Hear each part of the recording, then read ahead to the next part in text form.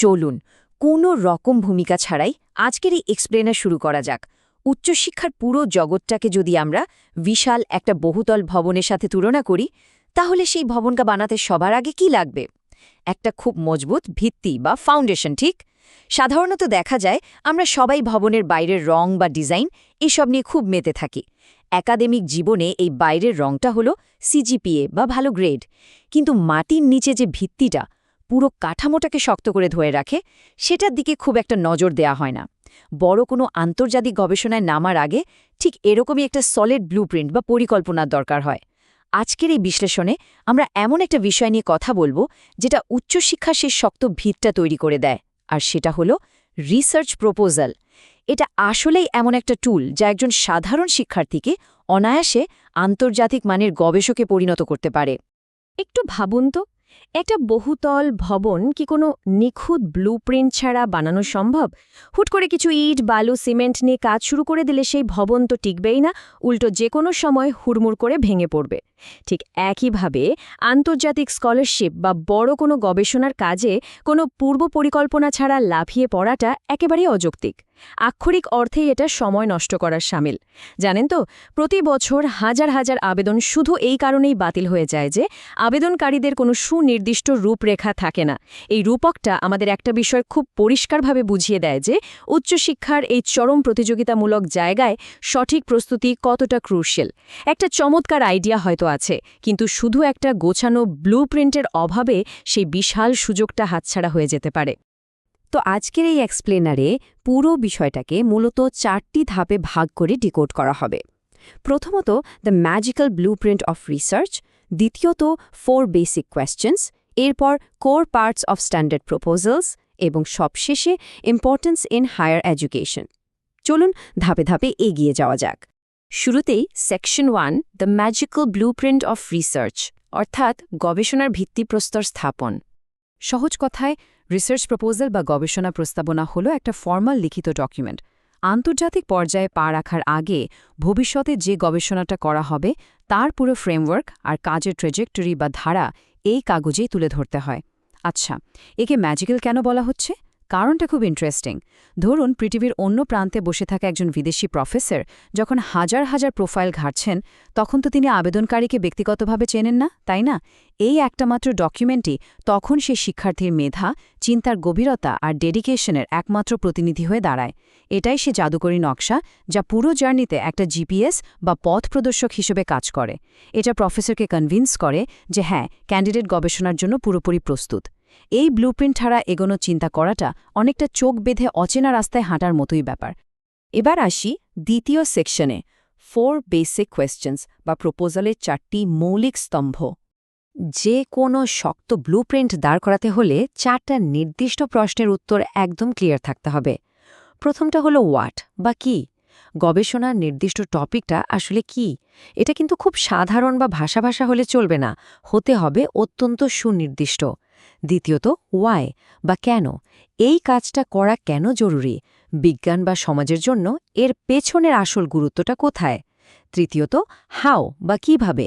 ঠিক কোন মেথোডোলজি ব্যবহার করে ডেটা কালেকশন আর অ্যানালাইসিস করা হবে?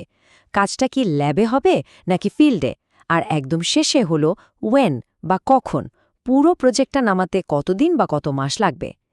এই 4টা প্রশ্নের সলিড উত্তর যখন ডকুমেন্টে থাকে, তখন কাজের পরিধি, ধরন আর টাইমলাইন একদম স্ফটিকের মতো পরিষ্কার হয়ে যায়। যে কোনো মূল্যায়নকারীর কাছে এর চেয়ে পজিটিভ সিগন্যাল আর কিছুই হতে পারে না। চলে যাচ্ছি তৃতীয় সেকশনে, core parts of standard proposals, অর্থাৎ এর স্ট্রাকচারটা কেমন হবে। একটা স্ট্যান্ডার্ড প্রপোজাল সাধারণত 1500 থেকে 3000 শব্দের মতো হয়, আর এটা 5টা বিল্ডিং ব্লকের উপর দাঁড়িয়ে থাকে। প্রথমেই দরকার একদম স্পেসিফিক একটা টাইটেল। ধরুন, ভেষজ উদ্ভিদের গুণাগুণ।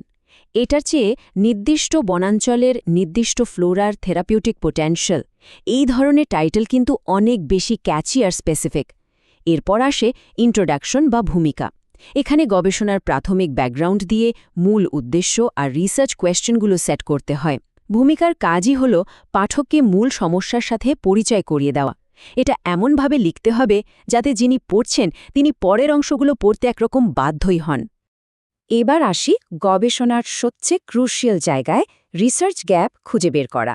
লিটারেচার রিভিউ অংশে আগে দেশি বিদেশি পর্যায়ে কি কাজ হয়েছে সেটা খুব ডিপলি অ্যানালাইসিস করতে হয়।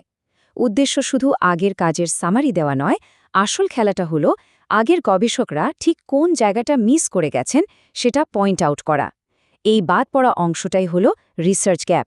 এটা অনেকটা একটা বিশাল পাজেলের হারিয়ে যাওয়া টুকরোটা খুঁজে বের করার মতো। গবেষণায় যদি নতুনত্ব না থাকে তাহলে তো সেটা ওই পুরনো চাকারই নতুন আবিষ্কার হলো, তাই না? আর এর ফলে আবেদন সাথে সাথে বাতিল হয়ে যেতে পারে। একটা সফল প্রপোজাল শক্তভাবে প্রমাণ করে যে নতুন এই গবেষণার মাধ্যমেই ঠিক ওই ফাঁকা জায়গাটা পূরণ হতে যাচ্ছে। লিটারেচার রিভিউয়ের পরেই আসে মেথোডোলজি বা পদ্ধতির অংশ। এখানে কাজের কঠোর বৈজ্ঞানিক গাইডলাইন থাকতে হয়। শুধু একটা চমৎকার আইডিয়া থাকলেই তো হলো না, সেটাকে বাস্তবে কিভাবে নামানো হবে তা এখানেই প্রমাণ করতে হয়। ডেটা কিভাবে আসবে? নিয়ন্ত্রিত পরিবেশে ল্যাবরেটরি টেস্টের মাধ্যমে, নাকি সরাসরি ফিল্ডে গিয়ে সাধারণ মানুষের উপর সার্ভে করে? ডেটা কালেকশন, স্যাম্পল সাইজ আর বিশ্লেষণের নিয়মাবলী এখানে একদম জলের মতো পরিষ্কার থাকতে হবে। মেথোডোলজি যত বেশি প্র্যাকটিক্যাল হবে, প্রপোজাল অ্যাকসেপ্ট হওয়ার চান্স ততটাই বেড়ে যাবে। এটা বুঝিয়ে দেয় যে গবেষক শুধু স্বপ্নই দেখেন না, সেটাকে বাস্তবে রূপ দেওয়ার ক্যাপাসিটিও রাখেন।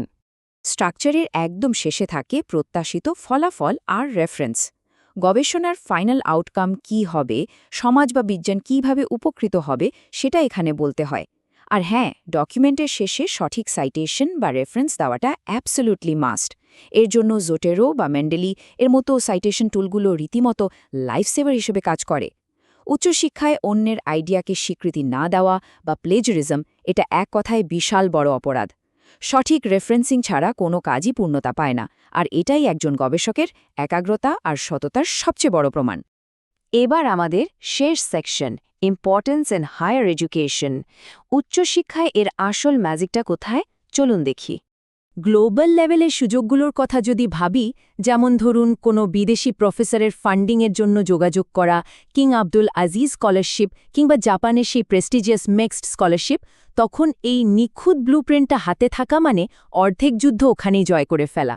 এটা সির্ফ একটা ডকুমেন্ট না, এটা উচ্চশিক্ষার দুনিয়ায় ঢোকার একটা বড় টিকিট। একজন আবেদনকারী যখন গোছানো প্রপোজাল নিয়ে মেল করেন, তখন তিনি মূলত কোনো সাহায্য বা ফেভার চাচ্ছেন না, তিনি একটা প্রফেশনাল একাডেমিক পার্টনারশিপ অফার করছেন। এই অ্যাপ্রোচটাই একজন ক্যান্ডিডেটকে বাকি সবার চেয়ে যোজন যোজন এগিয়ে রাখে। এখানে একটা বড় শিফট আছে। শুধু মুখস্থবিদ্যা আর একটা ট্রু রিসার্চার মাইন্ডসেটের মধ্যে আকাশ পাতাল তফাত।